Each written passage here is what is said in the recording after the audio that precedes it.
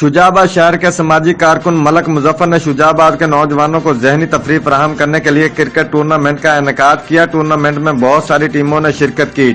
Tournament کا انعقاد government high school شجاع کے گراؤنڈ میں لکی سٹار کلب کے زیر اہتمام کیا۔